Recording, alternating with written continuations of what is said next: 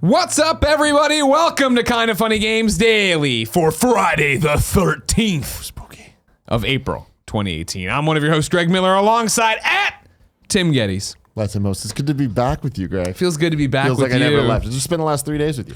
Yeah, we were off in the only state that matters, Missouri. That's one way to put it. Yeah, that's one way to put it. It was a great state. It was a great state. Yeah. We went back to Mizzou to do a whole bunch of videos that you'll see very soon on youtube.com/kindafunny, so go over there. Thank you to everyone who came out to the CJ's meet and greet in Columbia on Wednesday night. That was a great time. A lot of great kids from all over the country, all over the Midwest. They drove real far. Des Moines, Iowa, Arkansas.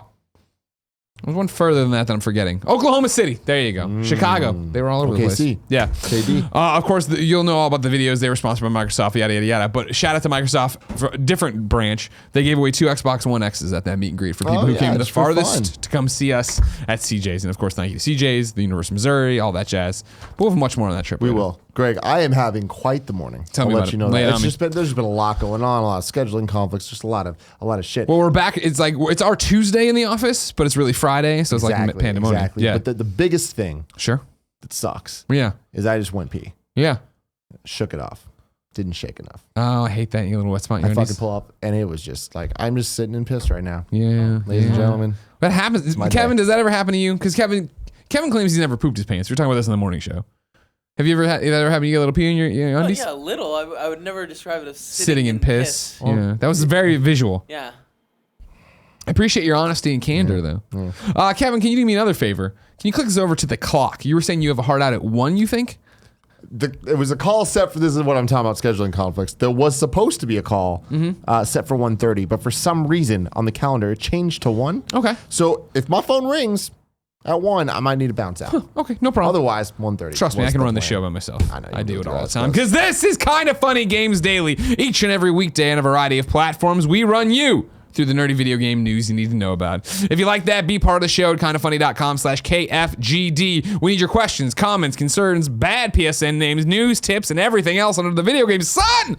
Then watch us record the show live, twitch.tv/kindafunnygames. If you're watching live, you have a special job. You need to go to kindafunny.com/you're-wrong. Yes, another Google form, and submit what we screwed up. Oh, just the facts, please. What we screwed up while talking about video games on that show, so we can set the record straight for everybody watching later on youtube.com/kindafunnygames and listening on podcast services around the globe, including Spotify.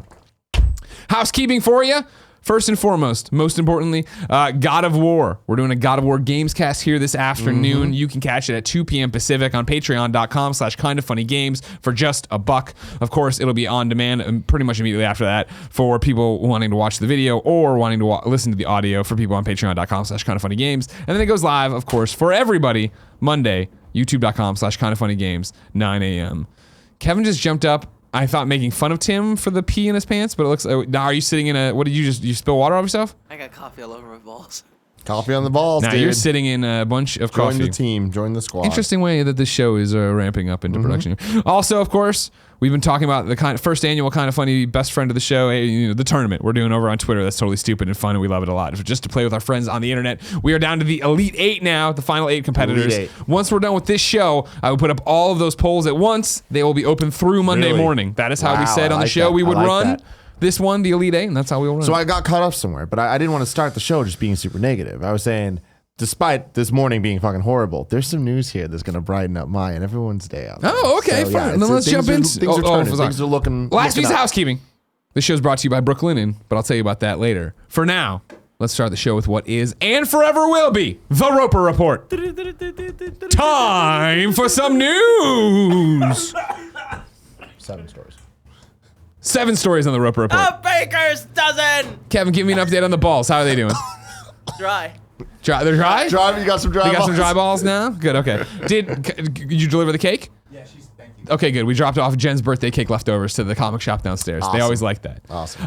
Number 1, and you said you put this in there while I was doing the other show. Breaking news, I would say. It's number 1. It's also required reading. Over on Kotaku, Jason Schreier has. I need to think of a good.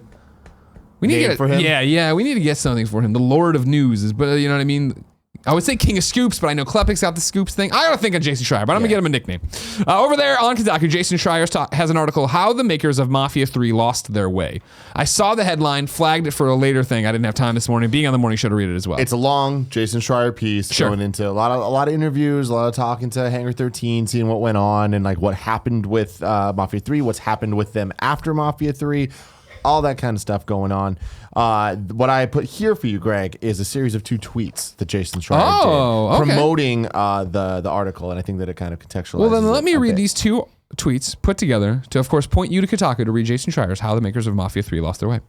Mafia 3 pushed the boundaries of video game storytelling and left people wondering what the developers at Hangar 13 would do next.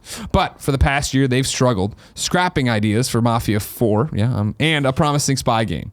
Now, who knows? Full story at Kotaku. That's where the link was at. Sure. To Kotaku. Then he replied to his own tweet saying, among other details I learned while reporting this story, right next to Hangar 13, a top secret 2K studio is now working on a top secret new BioShock game. Let's go, boys. That's where I thought this started getting real interesting in terms of Roper Report news. Do you care about BioShock, or is this just you understand the significance of it in this space? BioShock 1 is really awesome. BioShock I never really got into. Gotcha, okay. And it's not that I didn't like it. I just never played it. Sure, okay. So, I don't know. When do you think buzz going around it? Yeah, this is an interesting little tidbit out there. I feel like it's been a long time since BioShock Infinite. It has. Granted that, it was the whole Ken Levine studio, changing scopes, doing all these things. And I think that's kind of where this gets really interesting is would this game be? Yeah. Where does this fall in the timeline of the game, but also like who's working on it and is this going to be more of a BioShock 2 type game, or is this going to be the next proper BioShock? That's a BioShock great question. Infinity and beyond. Beyond. Infinite. I know what you mean. Whatever. I'm undoing it so I can lean back and actually sit there and Give me talk to you that about. Here's what Greg Miller is going to say about this one. Yeah. I would say this doesn't have anything to do with the other BioShock timelines. This is a BioShock game in the, you know what that means in a way, right? You're going to get a crazy story, cool environments, some cool powers, and they're really going to drive home story elements, you'd think. Will it be more like BioShock 2, or will it be like BioShock Infinite? I personally would always say, well, I think BioShock Infinite kind of got too far away from what people thought of BioShock, if that makes sense. You know what I mean? Mm-hmm. BioShock 1's such a seminal game, has so many, great memories for so many people, whereas BioShock Infinite definitely splits it, right? Where it's like some people love it, some people dislike it. BioShock 2 is always the one that's just like, man, most people didn't even play it, or they tried to and it didn't work for them, or whatever. It was fine, but it's a fine, forgettable game. Mm-hmm. With the exception of course, Minerva's Den DLC, which people say is the best DLC of all time. Steve Gaynor worked on it. BioShock 2 to me seems like one of those games like Arkham Origins, where because of the situations it was under, people either automatically wrote it off, right, or played it and were like, this is whatever. But there's some people that swear by it. And see, that's what I think is going to happen here with this new BioShock, is that they're going to come out and be like, it is not tied to the same universe or any of that stuff. It's a BioShock brand because we know what that brand is, and we want to tell our own stories that have the BioShock collection name on it, right? What are they calling all the Star Wars stories and stuff like that, right? Stories. Yeah, okay, yeah. It's going to be something... Anthology. We're going to do like this BioShock anthology. It'll be like Twilight Zone or something there, where it can tie into other games down the line, but right now this is his own thing, just setting it up. I think that's the right call. And I would venture to guess it would be pulled back from Infinite in the fact that Infinite was such an action game. Whereas BioShock 1 always felt more cerebral. You're always scrounging for ammo. You didn't want to engage with enemies. I think it would go, I think it's a spectrum, right? Where I think Infinite lies and where BioShock 1 lies, and I can't speak really to BioShock 2. I think we're going to go back towards BioShock 1, but I don't think we're going to cross over that middle point that puts us all the way towards BioShock 1. Yeah, and since we haven't had too many of the proper BioShock games, not talking about 2, like I wonder if BioShock as a franchise needs to be what BioShock 1 was, or BioShock Infinite in the gameplay style and whatnot, because obviously there's a lot of elements that were similar. Like this new one could be potentially even more actiony or something totally different, because I feel like what makes BioShock special and what makes it BioShock isn't necessarily the gameplay. Yeah. It is the storytelling of the environment and the world. Performances. And yeah, so it's like, I don't know what this could be. Performances, exactly. Like what, if they don't have Troy, what's the next, what up-and-comer might they get for this new BioShock, and what could that be on this generation of consoles coming out, you'd imagine, next year? This new BioShock game? Yeah. If you hear about E3 this year, yes, I think late next year. And if not, then it's next E3 gets debuted and doesn't come out till 2020 then, right? If I'm doing math right. The thing about that gets interesting here is I haven't read the article yet. I really do plan to because I do want to know how Mafia 3 lost their way. That's the thing is I think now that Ken Levine isn't there, but granted that, again, BioShock Infinite wasn't what a lot of people expected. I do wonder, with 2K at the helm telling you action games sell better than cerebral storytelling experiences, right? But I think I'm sticking with it. They're just going to dial it back from Infinite, not cross that threshold where it's like, there's nearly no action or you're doing this, but that's what I think. I'd say, yeah, I don't know. I think you could see it at E3 this year. I think somebody come out and do I it. mean, going off of the very limited information that we have here, I mean, it's been a while. Like Mafia 3 was a while back now. Yeah. And, not that it's the same people working on it, but if they're in the same areas and stuff, I can see them debuting it at E3 and then either late 2018 or I think even more likely early 2019. Sorry. No, not this year. It's not going to come out this year. I don't think there's a chance of that. Either late 2019 or early 2020. Okay.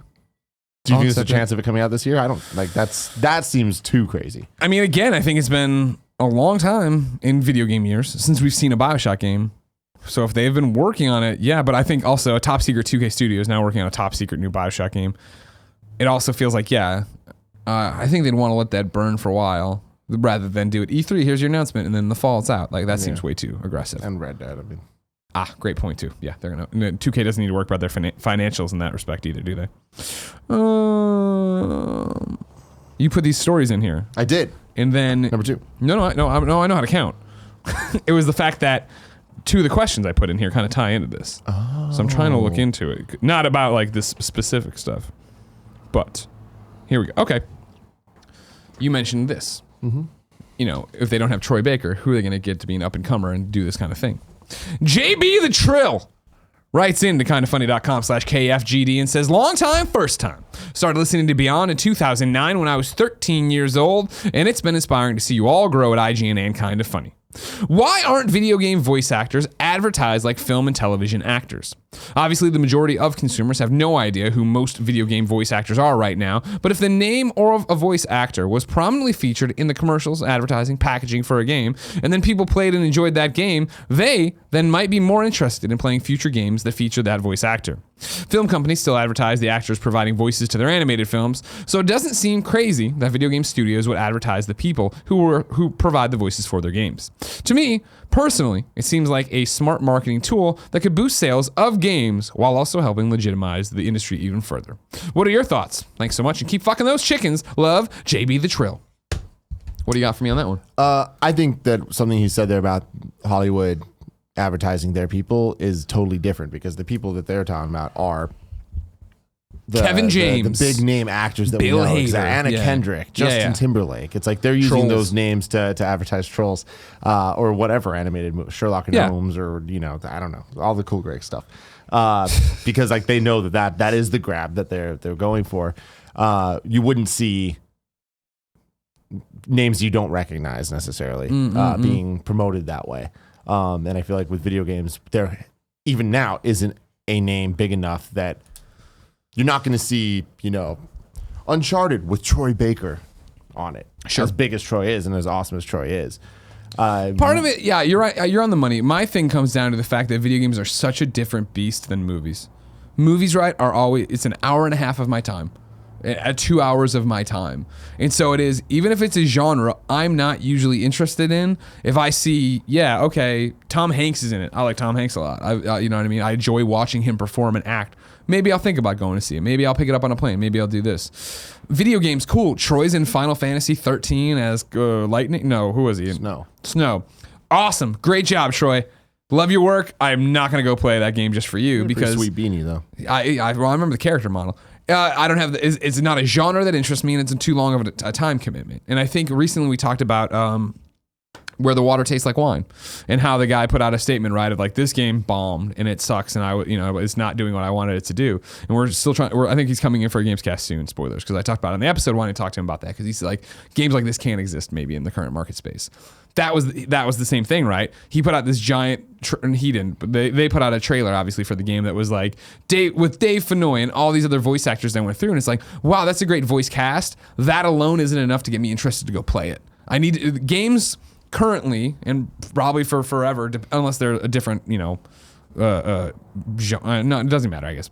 Games right now, games are games. You want to play a game. I want to play a game. How many people play the games with the music turned off and Spotify on? How many people just put captions on and mute it and stream a game? Crazy people, man, I'm telling you. I agree, but games are about having the controller in your hand, running through and having that experience, playing the game itself, not necessarily about it, who's voicing what. Mm-hmm. Now, a bad performance, of course, can hinder a thing, right? I remember I still haven't had time because we've been on the road to play A Way Out, and I know some people are like, oof, man, the dialogue's rough in there, like that. You know what I mean? But it's like, that's true, but the Telltale games, like Troy's great as Batman, Anthony and Gruber. Thank you. I was jumping there for a second. Is great as the Joker or John Doe, but even there, still, that's not like what the calling card is. It can work where, yeah, sure, like, he's talking about in the question that it could be used as PR, it could be used as marketing. It is often. Yeah. Totally. I think the Island Time VR, the game I just did, the press release has it in there, and Kind of Funny is Greg Miller, which, sure, I've actually probably moved a few more copies for you guys, the hardcore Kind of Funny fan who want to support me. In the same way that if Troy's in a game, and like if you follow him on Twitter, you're going to hear about it more and see about it more and get interested in it and actually maybe go invest in it. But again, the Island Time game is you're playing in, if you're really good, 20-minute chunks until you just start over and go again. It's more of a jump in and go. It's a smaller investment of your own money as well. Yeah. I think that when you see Kojima's name on a game, that's awesome. That means something. I think when you see now with, like, I was talking about Last of Us, like when you saw Naughty Dog in the box, it was like, oh, cool. There's a reason. People are starting to wrap their head around who's making their games. And I think that's the thing where it's like, rather than think about when will people think of Troy Baker like they do Tom Cruise, when will more people think about Naughty Dog or Kojima like they do Martin Scorsese or whatever, or Paramount. Yeah, that's like PlayStation. But yeah. Like that's where it starts shaking out and how it all shakes out. That's how it shakes out when it shakes out. We are limping to the weekend after a long trip to Missouri. Number 2, you just have a headline from ResetEra. That's all there is. Let's get hype, Capcom boys. filed trademark application for Onimusha in multiple regions. Are you fucking kidding me? That's all you got? That's all that there is. So Okay. it's just a trademark has been filed. These are the facts. I looked at it, and it's just one of those, we've talked about on the show a bunch of times, just when trademarks are filed. It's a bunch of gibberish to people maybe like they get used, us. maybe they don't. Maybe they use, maybe they won't. Who knows what this turns into? Is it going to be a mobile game? Is it going to be a remaster? Is it going to be a collection? Is it going to be a new game? Is it going to be nothing? Yeah. Who knows? It could be any or all of the above. But yeah, it was a long listing where it's like Onimusha, and it is just like for Europe, for North America, for Japan, for this, for that. This is very exciting to me for as little as it is, because this is the first time we've seen them at all be interested in this franchise in a very long time. And it is next up on my list of get hype moments. Like, for your decade of dreams to continue. Decade of dreams to continue. And it's just like, at this point, I'm like, it has to be real. Like, everything else has been willed into existence. So let's go, boys. Again, it feels like a great time for it, right? It does. And with the Ghost of Tsushima, Tsushima coming out, like that seems like I'd be like, I don't know if like we need that many of like this type of game visually. Not that they're going to be the same type of game. Yeah, exactly. genre-wise. That's the thing, is you don't want it to be, even though it'd be cool to have Onimusha, it'd be cool, and Ghost of Tsushima seems like it's going to be cool with Sucker Punch. 2 of them coming out right around each other it's gonna hinder both of them. It's the hardcore people are going to know the difference, but the layman's not going to know which samurai game to get. You know? But with Onimusha, I don't know what this means, because we've talked about it before, how I'd love a remastered collection of 1, 2, and 3. Dawn of Dreams would be cool too, because I never played it and that'd be fun to jump into. But the licensing issues, I just don't ever see them actually committing to that. Licensing affects video games more so now than it ever has. And there was a story last week about a bunch of songs getting pulled from GTA 4, I want to say, because their license ran out. And so patches are being put out to take songs out of the game. I'm like, oh man, that sucks. That not only is that where we're at, but that's possibility. Yeah, like that is because right now something- you can buy Crazy Taxi on a Dreamcast or PS2 or whatever, and have still the have soundtrack. those songs. Yeah. But there's systems in place now where things can be taken out of games. And Right. It's like that. I don't like that. But with Onimusha, it's like because of the actors that they used with Jean Reno in 3 and with, I always forget his name, but the guy that plays Samanosuke, the main character in Onimusha in 1 and 3, he's a big deal over there. And there's a lot of licensing money in that. And that was a selling point for the game, going back to the last question. Yeah, is them having those guys was like, look, we have this person that you all love as the main character. And so I don't know if we'll see that as much as I'd love it, but a new Onimusha game could be really, really cool and interesting, especially playing God of War now. Like, what a modernized, or playing Resident Evil 7 even to keep it Capcom. Like, what a semi-reboot of the franchise could be, interests me very much. What do you know? Does the flannel death make you believe there's a god? Because just like our last news story that came out of nowhere, you got a question pertaining to this on the part of the show I designed. The Flannel Death writes in to kindafunny.com/KFGD and says, "Hey Greg and Tim, the last 2 years in a row, Capcom has scooped up the somewhat newly lauded release date of the end of January. Last year they dominated the time frame with Resident Evil 7, and this year saw even more success with the release of Monster Hunter. Do you foresee Capcom releasing another game in this window next year? If so, what do you foresee the most likely candidate for the spot being? Resident Evil 2 Remake, Devil May Cry 5, or perhaps the newly trademarked Onimusha title? Would love to hear your thoughts. Thanks for everything you do." Oh, hey, hold on. So I went to school with a girl named Mara. So this is Mara, aka the Flannel Mara Death. Truman. No. This is back in Chicago. No, this is Mara Truman. No. The girl I went to school with, it was in Chicago. Got it. Okay. Mara Truman, the Flannel Death. Just make up your mind. Just make one name, everybody. I don't know what it might be in January, but I've never thought about that. That's a very interesting point that Capcom's kind of owning that week. Now, the Out thing of all of about it, of those- course, is that it's not like they invented it. We've seen other games come out and succeed there. Yeah, but it's the exact same week. What, same like date and everything? Like, maybe not the same date because the weird fucking time shift or whatever, Sure. leap year and all that. But The way calendars work, of yeah, course. the calendars. You know, You're just saying the Are you last week. familiar? It's the last Gotcha, week of okay, yeah. January. Yeah, for the last 2 years. Those are very different games, but they are high profile franchises. Of this, it's not Onimusha. God, I'd fucking love that. It's not going to be Onimusha. It will be Devil May Cry 5. Right. Devil May Cry 5 coming out in January. Yeah, I see it. That's where you're putting it? I didn't think about it until now. Yes, Final Death, you're a genius. Spring's going to be super crowded next year. And I know this spring was great We say too. it every year. I know, because it just gets more and more Recently. crowded. Yeah. But I really do think that you're going to see Days Gone hitting that time frame from Sony. I think you're going to see Capcom put out something. That's the thing. This is so interesting to look at. Like, where's Days Gone going to fall? It could fall where Horizon did last year. Yeah. Like, I don't think that they're competing against each other because Capcom still Sure. own January and PlayStation can own March for its first party games at least. I like it. Okay. Number 3 on the rope report. Minecraft Switch is getting Xbox achievements. This is via Polygon. A set of Xbox Live achievements for Minecraft for Nintendo Switch was recently spotted by content creator Patrick Maka, who posted about the finding on Twitter, and by achievement tracking website True Achievements. The achievement list appears similar to the Xbox versions of the game, as well as those on non-Microsoft platforms like Android and iOS. PlayStation versions of the game do not tie into Xbox Live achievements. A representative for Minecraft confirmed to Polygon that the game's Switch version will indeed track Xbox Live achievements later this year.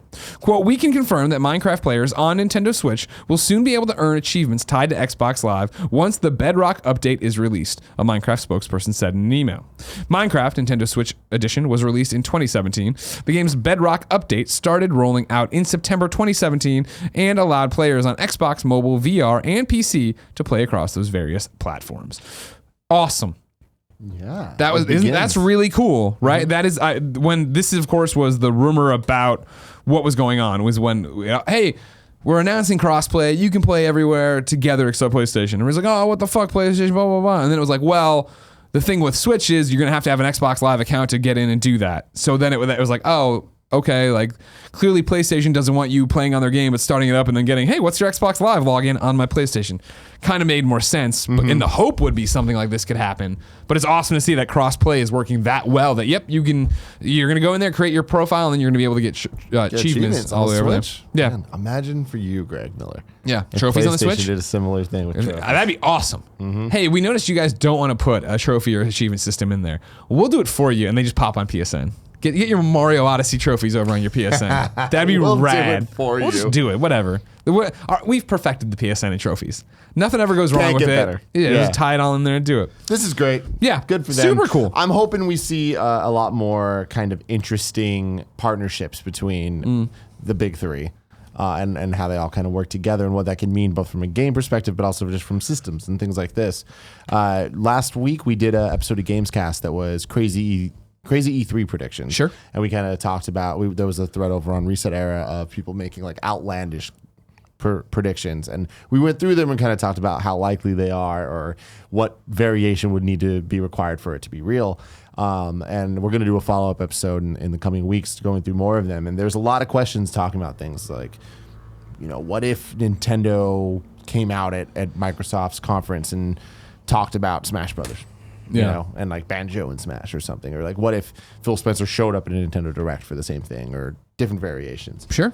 Interesting stuff. I'll pose this one. What if Nintendo was interested in changing how the hardware of the Switch functioned? Because number 4 on the Roper Report comes from GamesIndustry.biz, where they're talking about improving the Switch. Nintendo has partnered with a venture capital firm to identify startups working on tech that could become part of the Switch offering in the future. The firm has tasked San Francisco's Scrum Ventures with finding teams suitable for the Nintendo Switch Plus Tech program, which aims to, quote, expand the scope of Nintendo Switch in gaming and beyond, end quote. The innovation sought will be primarily hardware-based with no interest in software proposals for this project. Instead, this is looking for tech startups, research teams at universities, or even smaller divisions of larger corporations working on add-ons or new technology that might enhance the Nintendo Switch going forward. How's that sit with you? Power It's Glove vague. 2019, Power Glove 2019, on the plane, in your car, So you're driving rad. around in your So plane rad. car. It's vague enough that this could be many different things. Yeah. It could be looking into the 3DS revision, whatever that, not 3DS, Switch revision, whatever that ends up being. Is it an XL? Is it a micro? Is it a console? Like home only? Yeah. Is it portable only? Could it somehow be a better version of both, but also be both? Yeah. You know what I mean? Yeah, Could it be yeah, like the XL, but like somehow it is more portable and more powerful if it's docked? I don't know. That type of stuff. And they're saying it's not going to be software. What that means intrigues me because like Nintendo Labo, right? Labo! It's software, but it's using the hardware Sure. to do things. So I wonder if this is kind of looking into different uses of the hardware as well. Will we finally get the Vitality sensor? Yep. See what goes on there. They made the adapter for the PSP, but it never got released here in the States. Give me GPS on my Switch. Just do that. You know what I mean? Give me maps on it and do all that jazz. So that would have been good. It's a portable system. It is a portable system. No, what I like about this, jokes aside, is the fact that I love that it's so open-ended. Because you and I, we've talked about this and confirmed it many times with our words and actions, are morons. We don't know what the fuck we're doing or talking about. And I get something, I'm like, oh, wow, how'd they think of this? I'm glad all these other smart people out there who look at the Switch and go, man, you know what would be great if the hardware did this, if it looked like that, if they should make an add-on that does X, Y, and Z. Like, yeah, go ahead. I love the idea of them being like, cool, we have this money and we're doing this thing and we're accepting proposals. How would you make the Switch better? And I mean, hardware also includes controllers. So this Yeah. could mean what we've all wanted since we first saw that the Joy-Cons were detachable, which is NES controllers, GameCube controllers, like new types of controllers. Really? Why not? Because that's just, hey, they're not saying, hey, design the new Joy-Cons. I think they're saying like, hey, come to something that's really different and cool. I mean, I don't know. I feel like the Joy-Cons are a perfect example of what they're talking about, which is the HD Rumble and all the stuff that when we first saw in trailers, like, this okay, is so new stupid, but- functionality. I thought you were just saying But you I mean- wanted new skins. But no, I'm not talking about colors. I'm talking about different button layouts and different forms of HD Rumble and vibrations. Okay. Like it's little things that you don't really notice or give a fuck about when you have them, but when you look back at the things that don't, you realize how different they are. Xbox One controller, having the rumble in the triggers as well as the system, such a game changer. Like playing first-person shooters on Xbox versus PS4, there is a difference that you don't notice when you're only playing on one. It's not that PS4 is bad, but the Xbox One different. is better. And then HD rumble on the Switch, like I didn't really care about it. Like it was like How many ice cubes are in the I don't yeah, give a yeah. fuck. This is dumb. Playing 1-2 Switch is like, oh, this is interesting, but like gimmicky and really stupid. Playing Mario Kart on the Switch, being used to HD rumble and how it feels, and then switching to another controller, I'm like, wow, it is a lot better. It's not just vibration. It's like there's meaning to it. Like it really makes it a more immersive experience. Playing Celeste and having the entire thing vibrate in your hands. Yes, but like in a way that is not. The difference between playing Celeste on a normal controller without HD rumble and with HD rumble is night and day. Okay. Annoying either way, but still. We'll see what's coming with that, if anything. We'll keep you posted. Number 5. This is news that is coming. SEGA news is incoming. This is via GamesSpot. SEGA has something big on the horizon. The company is teasing a live event tomorrow out of Tokyo aimed at its fans and aimed at fans of its franchises. The tease was vague, but whatever it has in store is coming straight from SEGA Festival 2018. SEGA FES is taking place in Akihabara, Tokyo this weekend. The timing would be right to finally unveil the Sonic racing game it began teasing last month, but at this point, it would be hard to call that a surprise. The studio could have something else entirely in store, but we won't know until tomorrow. So, as you head into your weekend, Sonic Sega fanboys, be ready for something there. Something that might rhyme with Lenku Demastered. Collection. Shenmue Remastered Collection. Okay, there you go. There's been some rumors for that. I was reading about on the forums today. Is this the normal thing where everybody's running away with it too much? Think it's just gonna be something dumb? I mean, who knows if they're doing a Sega Fest in Japan? We're getting to that territory of like, who knows what this is gonna end up being. I'm excited to see what this new Sonic Racing game is. People really, really stand by Sonic Racing All Stars Transformed. Yeah. That came out last gen, Wii U and PS3, PSP? 360. Vita. Well, Transformed, yeah, probably. Yeah. I don't know. You're wrong. Let us know. I never played it. A lot of people love but it. I am a big fan of kart racers, and I know Me too. people didn't like the other Sonic racing games. There was the hoverboard one, Sonic R back in the day, and things like that. But Sonic All Stars Racing Transformed sounds great, and I don't know. I don't know where I'm at with Sega and Sega Team and all that right now, because Sonic Mania, fantastic. Of Sonic course. Forces was like, I can't believe that game was real.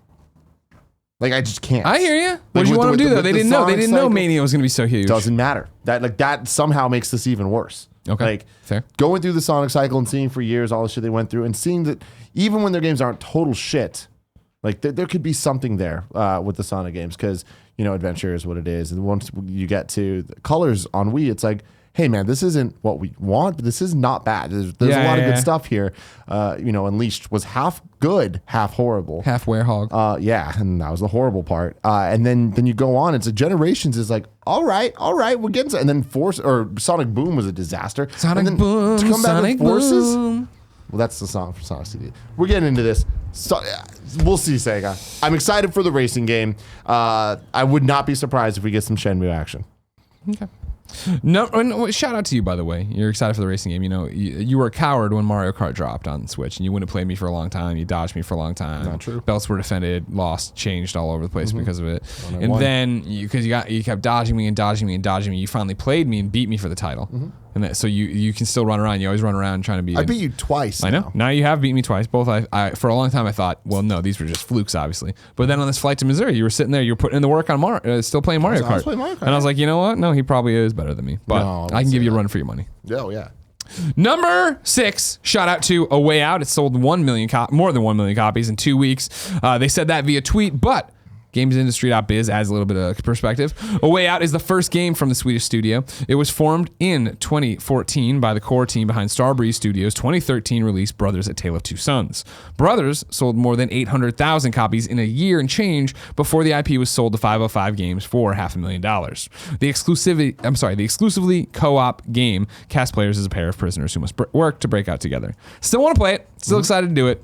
Good job on you. Fuck the Oscars. And number 7, speaking of award shows, the BAFTAs happened over the weekend. Yesterday. Not the weekend, sorry. It's so weird. It feels like Monday for us, even though we worked really, really hard in Missouri, but it's really Friday. BAFTAs happened yesterday, and in a surprise twist, you can go see all the winners. Congratulations to everybody. But Edith Finch won Game of the Year. Finch. Good for them. Game of the year. Yeah, Yeah. wow. They must have been stoked. Yeah, hell yeah, yeah. In a year with the Breath of the Wild and Mario Odyssey and Horizon and Persona 5. Yeah. Friday the 13th, too. I mean, And Friday the 13th. You're right. Yeah, sorry. And Sonic Mania. Yeah, it's Sonic Mania. But no, shout out to them. A great game. Awesome to see it. I know a lot of people really love it. Now, Tim. Yes. I'm excited for whatever Giant Sparrow does next after this Edith Finch game. But now that they just won this award, and it's just last year, it's going to be a long time before we play another Giant Sparrow game. If I wanted to know what came to the mom and grop shops today, where would I go? The official list of upcoming software across each and every platform is listed by the Kind of Funny Games daily show host each and every weekday. Yeah. Kevin, give me an update. How did everybody do on the jingles while we were gone? Very okay. Very okay? Yeah. What did Andrea do? She do them? She poo-poo them? What'd she do? I wasn't here the day. No, Andrew was- gets into was them. Just making hosting. sure, just making sure. But Jared kept forgetting, and I had to remind him. God damn it. Out today, you can go back to Monster Hunter World, get that Mega Man armor for your Palico. The event you need to play through is A Rush of Blood. You'll get Mega Man tickets, cash 'em in. Robocraft Infinity. Nope, let me try that all again. Robocraft Infinity is available now exclusively on Xbox One and Xbox Game Pass. They are putting titles exclusively on Xbox One Game Pass. Well, I guess Oh, it's wait, not. no. Oh, okay. That actually doesn't sound as stupid as it sounded. It's when you exclusively on said it. Xbox One and Xbox. So you can buy it or you can play it on Game Pass. Yeah, Okay. cool. Pirates All Aboard is on Switch. And then Football Manager Touch 2018 is on the Nintendo Switch. New dates for you. Fudge. I have it here. New dates for you. PC, PlayStation 4, Xbox One, Nintendo Switch, July 24th. I What copied game that. is I it? think that copied that out of a press release. So hold on. We're going to open up the phone. Fudge. Also, That- microtransactions are returning to Star Wars Battlefront 2 alongside the Endor update on April 18th. You excited for Endor, Kev? It's Not excited. there's some there's something going on with the old beat 'em with sticks Ewoks.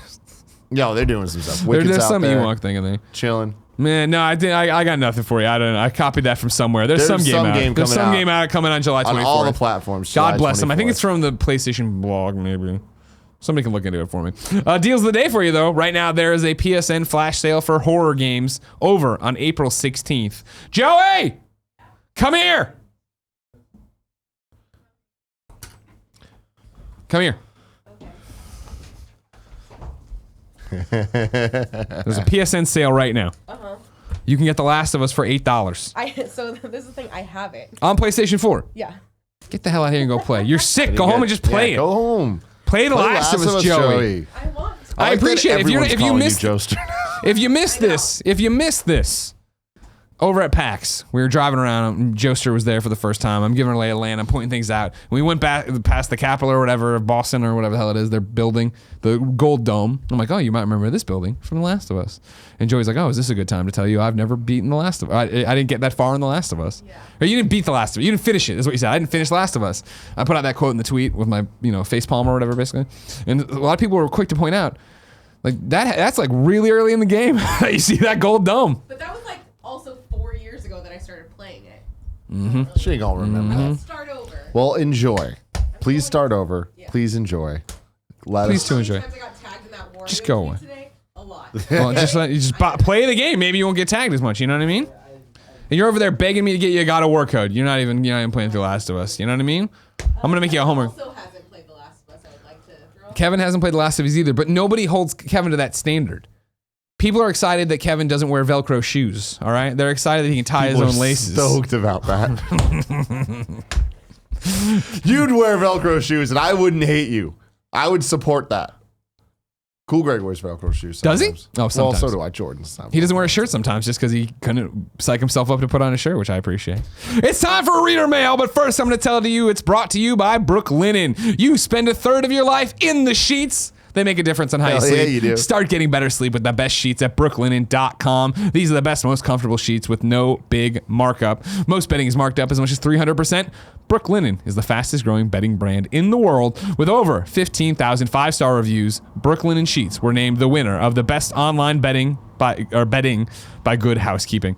Of course, you've heard me say it before, and I'm going to add a new wrinkle to it. Ooh, wrinkled sheets. Like that. I bought I didn't buy them. When they did this ad buy with us, they sent in the thing, hey, you know what? Go through and make your own sheets. Get your own sheets. So I went through and I picked the navy sheets, and then white duvet cover with the navy polka dots. Brought it home. Jen very impressed that I was able to match this, and I could do it because I could watch online as I picked them. However, I came home from Missouri last night exhausted, and it turns out Jen washed the bedding, and I got back in there, and they all felt brand new again. And that's the thing. I do it obviously, but I can't get psyched about washing the sheets or whatever. But once you do and you lay in them, like, this is great. Yeah. But no, wash them every day. Like, washing sheets is one of the worst things in the entire world. Brooklinen.com. You got to figure that out. You got to figure that out. If the moment you guys figure out how to just never wash them, unwashable sheets. Unwashable sheets is what we're looking for now. They have versatile colors and patterns you can mix and match to complement any decor. This is luxury bedding underpriced. You have to try these sheets today. Brooklinen.com has an exclusive offer just for you. Get $20 off and free shipping when you use the promo code GamesDaily, all one word, at brooklinen.com. Brooklinen is so confident that they offer a risk-free 60-night satisfaction guarantee and a lifetime warranty on all their sheets and comforters. The only way to get $20 off and free shipping is to use the promo code GamesDaily, all one word, at brooklinen.com. That's BROOKLINEN.com. Promo code GamesDaily. Brooklinen, these are the best sheets ever. They really are, man. I love them. Now, here's the thing. I loved the Missouri trip. I loved hanging out with you. Yes. We had fun. We bonded. I've never talked to you outside of work. It was a pleasure to actually learn a little bit about this girl you're dating, Jira. Who is this She's girl? a nice woman. What's her story? God of War embargo lifted while we were gone for reviews. It did. I put up a video, of course, on twitter.com/GameOverGreggy. Thank you all for watching it. So many. Saying that I love it. It's my game of the year so far. Don't watch reviews. Don't read reviews. But for me, it was the surprises that kept this game going. However, I put it up yesterday, really early in the morning. I then don't get the chance to come in and do the show. You know what I mean? Like, I like being in the show. So today we're doing the Gamescast. You can watch it live. Patreon.com/kindoffunnygames for just $1 after this. You can also, if you're getting this way later, you can go to patreon.com/kindoffunnygames, get the video on demand, audio on demand, or just wait for it all to be free next week on YouTube. I have 3 God of War questions here. But we're talking about God of War questions on the Gamescast. Yes. So I don't want to get too into them. Do you want me to limit it to 1? What do you want to do? Drive me around. You want 1? Yeah, limited to 1. All right, hold on then. I'm gonna look through, okay? And I'm gonna figure out. And I might kick it to you. Well, I'm not gonna do this. DFN Smitty, your question made it here, but it didn't make it to actually coming on the air. I think that's too. It was gonna be a no. Okay, I want to go over here now. Okay, so here I'm gonna pitch you and you get to pick. Okay. We can talk about how it holds up to other Sony exclusives. We're definitely talking about that on Gamescast. Okay, so I'm gonna put a GC next to that then. Okay. All right, that'll be a perfect way to do it then. And I'll put no. So then we're knocking that one off the board. You have 2 more that I guess to pick from. Okay. The unprecedented spectacle of bosses and levels in the God of War as a franchise. Let's talk about that. You don't want the other one? There was one more I was wrong about. Sorry. Yeah. Does God of War set a new standard for games? Piggybacking off of Peter Brown, friend of the show's GameSpot review. Let's keep the spectacle for Gamescast then. Let's do that. I think that's a good Games Daily conversation. Okay. Your boy Morgan writes in to kindoffunny.com/KFGD and says, "Hey Greg and Tim. Hope you guys had a great time at Mizzou the last couple of days, but I have a question about God of War. We all know that it's a critical success, and I think that is totally awesome. But in a Twitter convo with GameSpot's own Peter Brown yesterday, I saw that he was defending his review score of a 9 out of 10, saying that 10s were reserved for games that were unforgettable and or set a standard in games going forward. I thought Peter's review for God of War was great, but I was wondering if you agreed with him. In your opinion, does God of War set a new standard for games, storytelling, cinematography, and did you find it unforgettable? I'd love to hear your thoughts. If this isn't Kind of Funny Games Daily appropriate, feel free to do it on the Gamescast. Blah, blah, blah. Thank you so much for your time. I definitely think that review scores are arbitrary, but it seemed like a good topic to bring up with you guys. Keep respecting that chicken. Your boy Morgan. Full disclosure, how far are you in God of War right now? Without spoilers, obviously. That's tough, I guess. You're early. Well, here's the thing. I wouldn't say I'm early based on how much I've played, but I guess that it is. I'm a couple hours in. Okay. That I feel like at this point I'd be like halfway through an Uncharted game. Oh wow. Like that's how I feel. Yeah. But for reference for everybody, I have done everything we've seen in the trailers. Okay. That's fair. For the most part, everything they've shown at the big press conferences. Sure. I've done all that stuff. Okay. And I'm starting to see a couple little new things, but okay. Yeah, it's about to get cracked open. I'm sure. Yeah. So I've beaten the game. I agree with Peter in the sense of his thing of what a 10 is. I didn't see this Twitter conversation, but Peter apparently said something to the effect of 10s are reserved for games that are unforgettable and or set a standard in games going forward.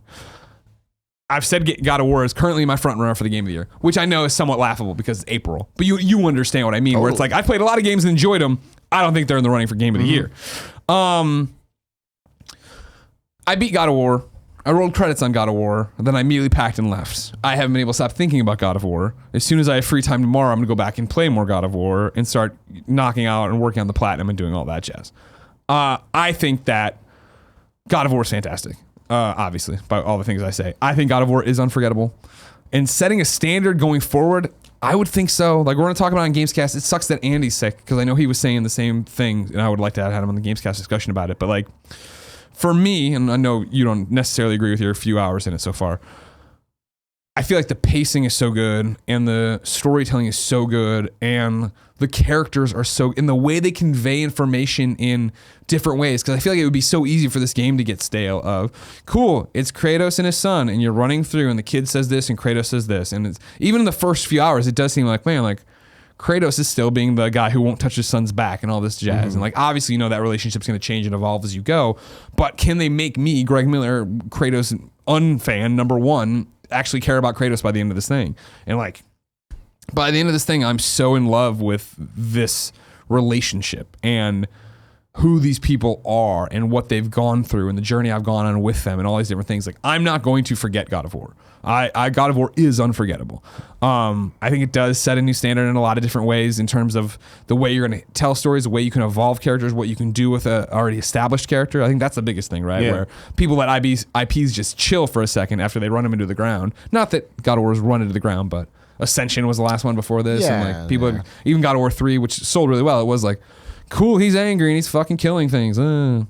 God of War is fantastic, and I know we're gonna talk it to death on Gamescast today, so I don't want to get I don't want to go too far into it, but I will say, because I haven't put my opinion out there about the game yet, based on what I've played, I feel like I like it the least out of any opinion I've seen so far. But like, I feel like that's even doing a disservice, because that's the thing, right? I think when we were talking, right, and you're like, yeah, but you're like it's not a 10, but you're like, well, it's like Peter Brown, it's a 9. You know what I mean? That's my thing, is like, it's really, really, really good. It's just, there's certain things that, like, so far, and again, it's almost not worth talking about because I'm so early in it, but I'm like, I don't like this or I don't like that, and like the pacing so far isn't my favorite thing. Yeah. But to answer this question, I do feel like there are elements of it, even that I've seen, that are industry defining. The one-shot camera, it is insane how you don't notice it, but then when you think about it, you're like, oh my God. Yeah. The way that it works through, and not just from a cinematic storytelling perspective, but the way that it enhances the gameplay as well and makes everything feel more visceral and feel... It takes the flash and the just ridiculousness of the old God of War games and makes you feel that, instead of just instead of just feeling like a badass, you feel like the character doing the thing. Yeah. And you feel like what that killing in that way would feel like, and what that makes you, why that makes you the monster that you used to be. Are you still? Yeah. Who knows? But I do think the one-shot camera thing it's so brilliant and difficult. I don't think that that's just something that people can copy and get right. Like, there's so much thought that needs to be put into that. Again, from a narrative perspective, but also from a gameplay perspective of always focusing on what they want you to see. I think that's really, really key. And I think that we will start to see that in other games. And I think that really talented developers could do something special with that.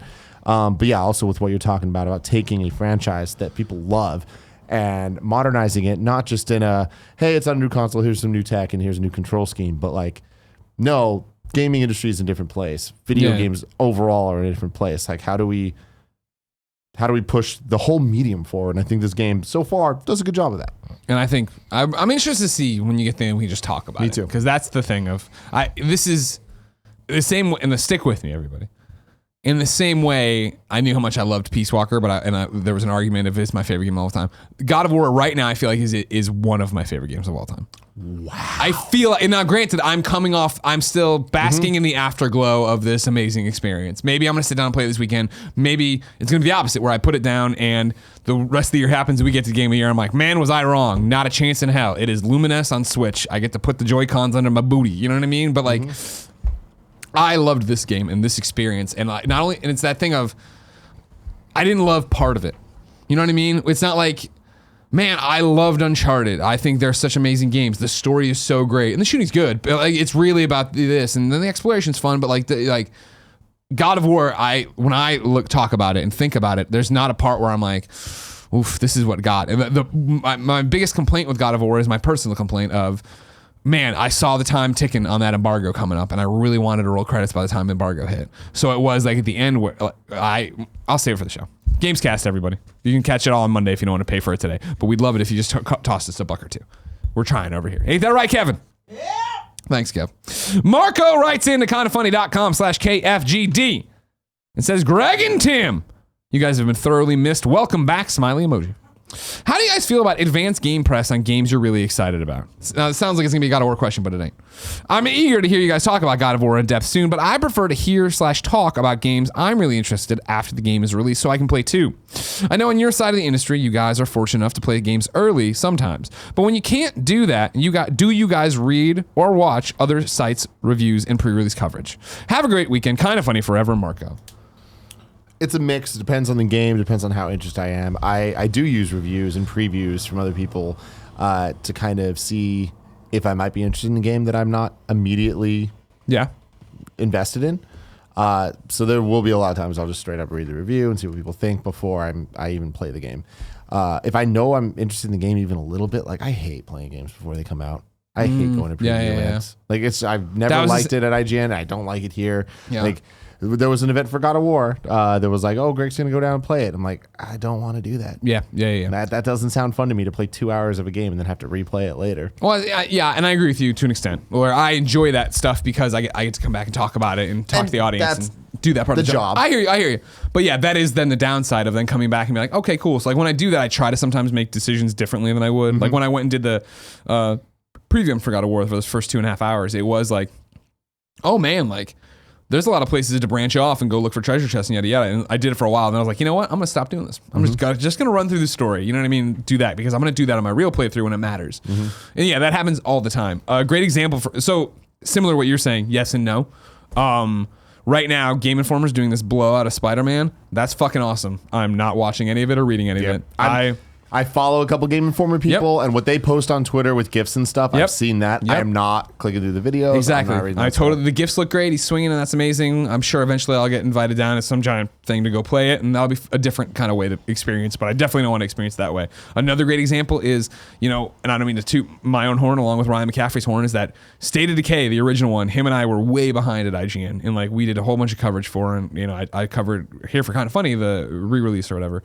Now that IGN just did an IGN First, that was another blowout of, hey, we have all this State of Decay 2 content. And I was like, awesome. If you want to go read it, I do not want to see that. There's, when there is a preview event, I'll go and play it because I want to play it, but I want to be surprised by games. And that's, again, if you missed for some reason, you don't follow me on Twitter, the God of War video, that's my thing, is that for me, God of War is so surprising. There are so many turns and twists in that game where I was like, no fucking way.